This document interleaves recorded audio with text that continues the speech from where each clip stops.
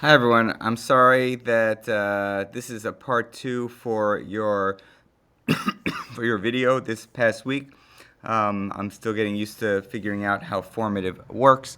So um, let's add these questions to the mix as well. So I told you in the beginning that there are three different midrashim that paint Hannah in an interesting way, and we can actually compare and contrast Hannah with Sarah. And my larger question was, is are the people who place the story of Hannah next to the story of Sarah, are they trying to give us a subtle critique of Sarah and the way she acts? Are they giving us a new model for how we should be engaging in our deficiencies and engaging in a holiday like Rosh Hashanah? Because the Sarah model, of course, is a model of, wow, look at everything I was given. I don't deserve it. I can't believe it's happened to me. This is just an amazing miracle. God, you are a miracle maker. And when you look at me and you look at who I am, you'll realize I'm not worthy. But just like you were a miracle maker for others, be a miracle maker for me.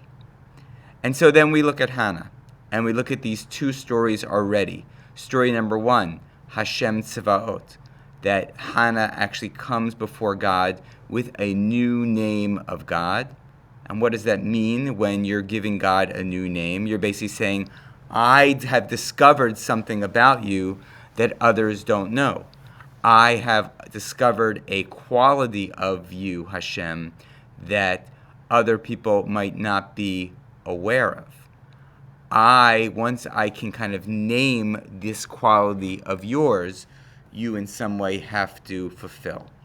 And what do the rabbis say that Hannah, the name that Hannah found was Hashem Tzvaot, the God of all of these created things in the world, right? It's interesting we're studying Breshit because Tzvaot is actually mentioned as like the thing, all the stuff that God creates. Almost like an army has all of its kind of members are Tzvaot. That's why Tzava is an army, right? Your army, the stuff that you have. And so, number one, Hannah says, hey, God, I know I've got you. I know who you are. And if you are that way and you've done for others, you have to do for me. Number two, hey, God, I know your Torah. I know how you work. And if you're not going to do what you live up to your name, I want you at least to live up to your Torah, and I'm going to manipulate it to do to show you how I can use it to bring about what I need. So either you're true to your name or you're true to your Torah. And then we have number three. And number three is be true to what? Right? That's going to be your question here, because our midrash makers look at it. It says now Hannah was praying in her heart, but it's not in her heart. The word for in Hebrew is b. So it would say now Hannah was praying bilibi, but it says al liba. So what does al mean? It means on or about or concerning, right? So what could that mean that Hannah was praying on her heart or about her heart or concerning her heart? And so the rabbis say, oh, I know exactly what it is. When Hannah says she's praying about her heart, she's praying about the organs and the stuff that God created.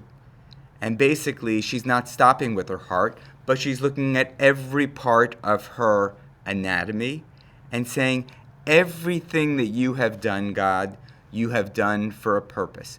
My body shows that you are intentional, Hashem. And that intentionality is shown by making sure that each and every body organ has a specific purpose. So you need to give me a child, God, You need to give me a child, because only by giving me a child will I show that organs that don't seem to have a purpose do have a purpose. That every part of my body has a purpose, and my ability to feed a child will show that aspects of my body that you didn't even think have a purpose have a purpose.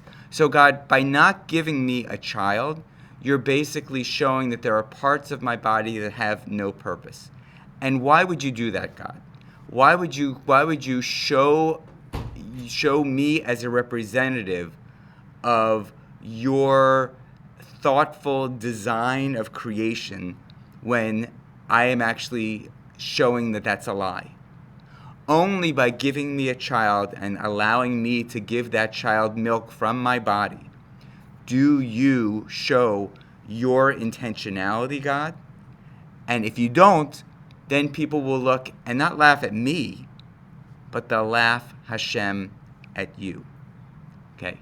So we've got these three ideas that Hannah is saying. Oh my goodness, right? Number one, live up to your name. I've got a bead on you, Hashem. I know who you are. Number two, if you're not going to live up to your name, God, live up to your law. I know what your law says, and I can manipulate it to give me what I need. And then there's number three, live up to what? All right. So the final question, and I know I asked this question already, but I assumed that you were going to. There were some pieces that were missing that I thought you were going to see an audio, and so the question is, Hannah. There are two questions. One is this the same Hannah that you saw when you read this story about who Hannah is? Is this, when you read this story, were you like, wow, Hannah is more than meets the eye? She is a pusher of boundaries. She is a courageous, daring, and unafraid. Or did you say, oh no, this is all a big surprise when I hear these midrashim? Are these rabbis out of left field, who are the people who are writing these midrashes? Are they out of left field, or have they found something in the text that points to a quality of Hannah that's there, but they want to develop and show you further? Then secondly, is Hannah versus Sarah, is this a subversive sequel? Is this a project of whoever is connecting the Haftarah with the Torah? Are they trying to show us that actually Sarah is not the Rosh Hashanah archetype that we're looking for? That we want someone else to follow, and that person is Hannah. And so what would that look like then? If you had to develop a Hannah perfect Rosh Hashanah, what would that look like? It wouldn't look like you weren't in prayer, because there's plenty of prayer that Hannah's doing. But it looks like there's a quality of that prayer that feels very different than the quality of Sarah's prayer. And that's where I'll leave you.